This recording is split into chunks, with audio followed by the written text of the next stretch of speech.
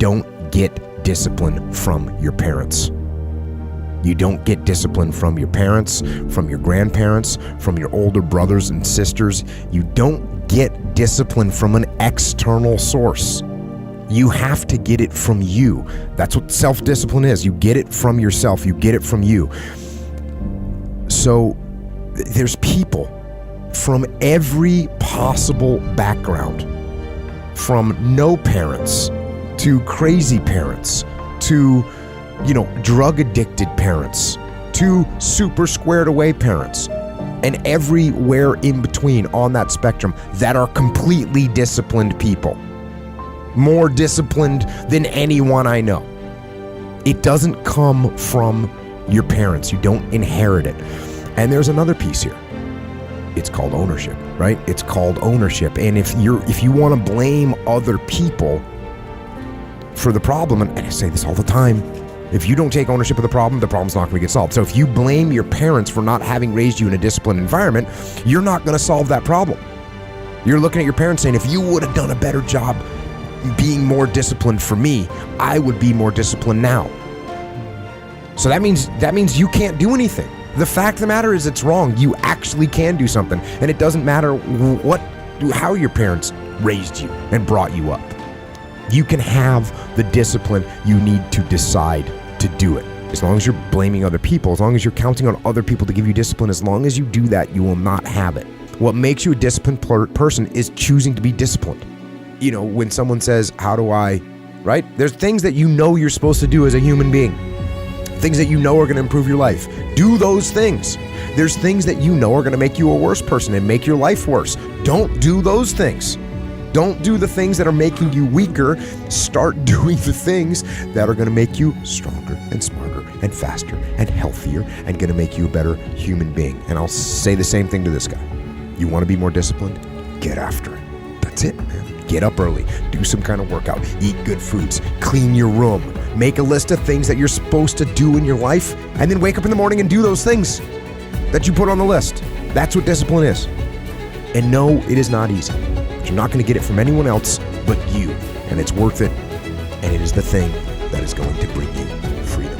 You actually know it's worth it. That's why you're asking this question. You know it's worth it. You know it's worth it to have discipline, but you think there's an easier way. Yeah. You think that it's something that people have. You think that when Jocko's alarm clock goes off, it's like, oh, just like my father taught me, I rise and I shine.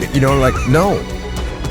It's like the pillow feels soft and comfortable. Yeah. And the alarm clock is banging on my head and I don't like it. Yeah. But you know what? I know it's worth it to get up and get after it. I know it's worth it, and you know it's worth it. Between the acting of a dreadful thing. So that's the moment. That moment when you're waiting to do something that you don't want to do. And the first motion, so that's when you actually start doing that thing that you don't want to do. All the interim. Now this is all that time in that moment while you are waiting to take action is like a phantasma or a hideous dream. So that moment when you're waiting to do something, it's like an apparition, a hideous dream, a nightmare. And so the battle, the struggle, it takes place in that moment. It's not knowing what to do. That's not the battle. It's not actually doing it. That's not the battle. It's the moment in between. It's the hesitation. Hesitation is the enemy. And in war, understanding where the enemy is allows you to defeat him. And this is where the enemy of action, the enemy of commitment, the enemy of change, that's where the enemy lies. It lies in the waiting. And all you have to do to win is overcome that moment, the waiting, the hesitation. All you have to do is go, move, take action. Get out of bed, get your feet on the ground, step into the gym, put down the donut, pick up the kettlebell. Do not hesitate, do not wait. Go forward, go to war and win every single time. But the fact of the matter is that the reason discipline is hard to maintain is because it is hard to maintain. That's what makes discipline hard. It's hard. And If you hear me claim that discipline is easy for me, then straight up, that's just my ego talking.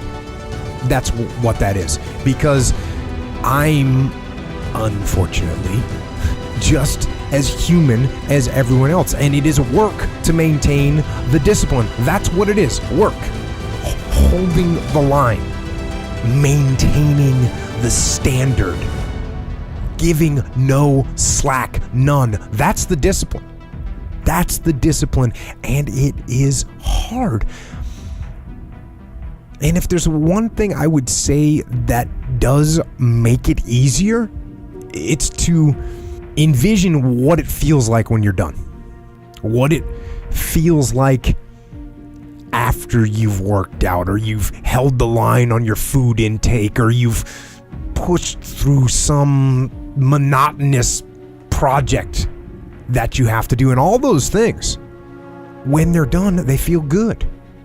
And contrary to that, envision what you will feel like later when you let the discipline slack.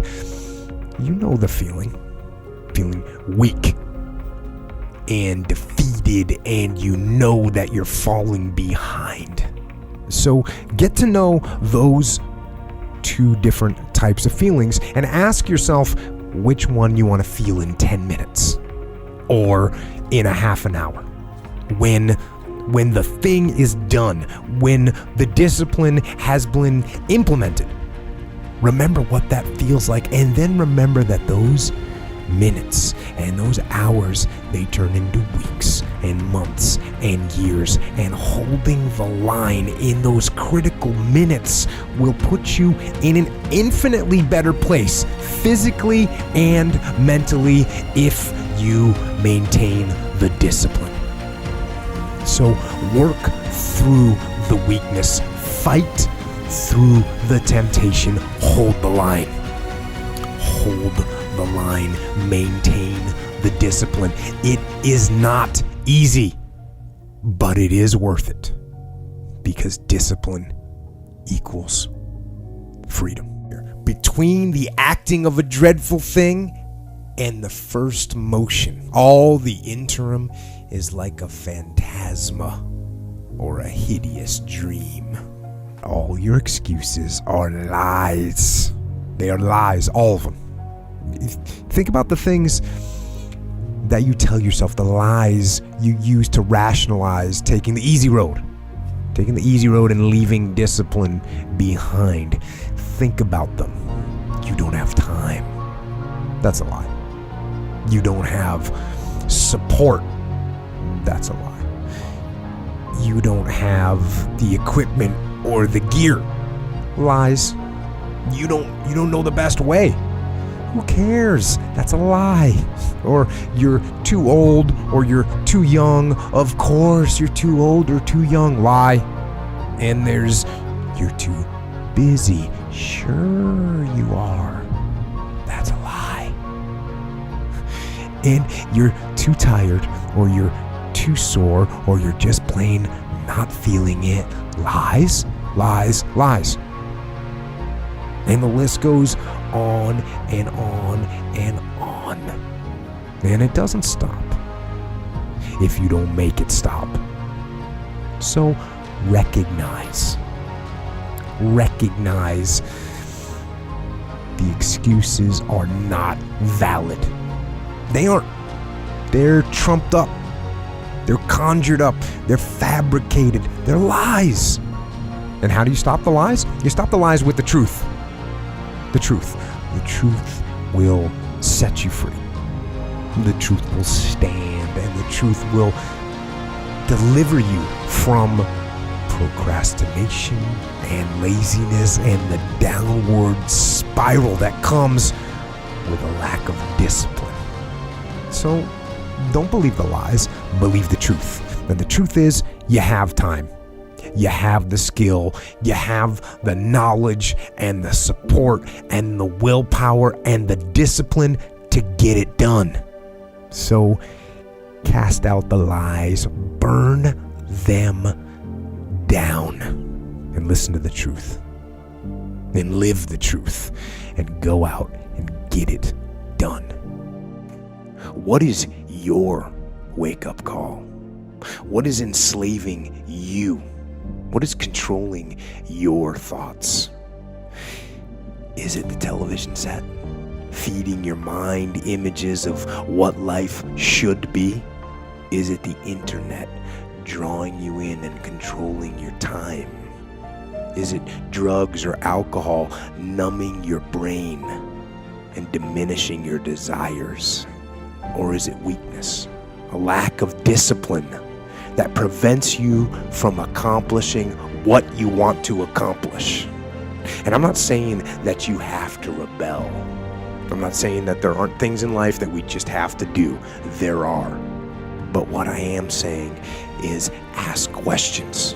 Don't believe everything that you're told. And don't follow the path just because it's there. Don't get in line just because other people are. Get up. Wake up. And be conscious of what is creeping into your mind. What's getting in there? What are you letting in there? What is forcing itself in there? And what does it want you to do? You have only one life, so don't waste it being controlled by someone else. You don't get discipline from your parents. You don't inherit it. And there's another piece here. It's called ownership, right? It's called ownership. And if you want to blame other people for the problem, and I say this all the time, if you don't take ownership of the problem's not going to get solved. So if you blame your parents for not having raised you in a disciplined environment, you're not going to solve that problem. You would be shocked and dismayed at the number of decisions that are driven by ego. They're almost 100% in some cases driven by ego. Am I making this decision based on my ego? Am I imposing it as punishment, subconscious punishment on someone who questioned me? Am I forcing this to prove, to echo that my plan was the better plan? So you have to be extremely cautious of that. And the thing that we have to be careful of is that our ego can absolutely, or not even, your ego is going to lie to you. That's what our ego does. Our ego is going to lie to us. Am I making an emotional decision? I mean, what a smart little thing to check on. And if you check on it, you're going to realize that that's a bad move. People make emotional decisions all the time. And by the way, they almost never turn out good. Am I mad? Am I frustrated? Am I vengeful? Am I fearful? Am I guilty? Guilt is an emotion that'll make you do something that you know you shouldn't do. Fear is an emotion that'll make you do something that you shouldn't do. Frustration. I'm getting frustrated. You know what? Just go ahead and do it, right? These are horrible things. Don't over-inspect, don't over-supervise. Hard to do that. Your ego wants you to over-supervise, by the way. Your ego wants to over-inspect. Your ego actually wants to find problems. You ever had those bosses? You can't get through them. Like in the SEAL teams, you give a brief, there's no way you're getting through the brief without getting dinged on 7 different things. I'd like some of the guys I used to critique their briefs on come and talk to me, because I was freaking harsh on those briefs. But here's the thing, man. I'll have to review some of my notes, because I would be harsh because they would do dumb shit. And I'd be like, bro, what are you doing over here? What does this mean? I can't even understand. Look at your pictures here. Like, this doesn't make any sense. What is this timeline? How do you think you're going to patrol from here to here in that amount of time? They were just legitimate things, because I actually didn't care. I actually didn't care what the font was. I didn't care about any of that.